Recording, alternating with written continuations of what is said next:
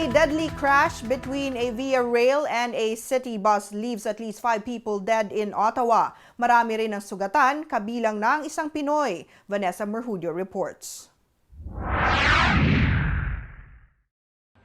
18-year-old Edmer Buen was on his way to school when the double-decker city bus he was on collided with a Via Rail in Ottawa Wednesday.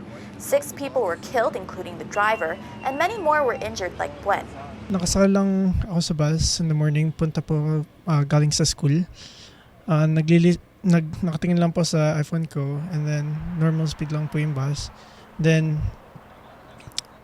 isang second po, nadinig ko na lang, nagsisigaw ng tao, wow, wow, wow, wow, yung mga laki, yung mga tao. And then, at that moment po, I looked up and then sa side nakita ko yung train po. And then, biglang sudden stop po ng bus. Pag stop and then nag-hit po yung train. Nawala ako sa seat ko and nagtumbahan ng mga tao.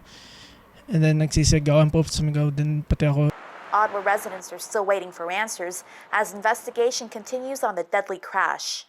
We will conduct an independent thorough investigation. We will then share our findings and, if appropriate, make recommendations to the appropriate authorities. Buen's mom adds, it was a blessing in disguise that her children were late that fateful morning.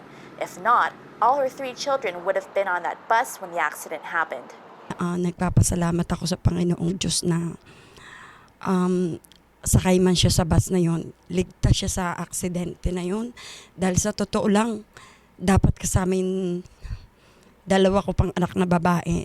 Kung nagkataon silang 3 kasi sinabi nila talaga sa akin na tuwi silang sumasakay ng bus na yun, lagi silang nasa sa unahan. At yun ang talagang na-damage sa bus yung unahan kung saan marami talagang nasawi. After the tragedy, most of the bus stations in Ottawa were empty as many remain traumatized about the crash.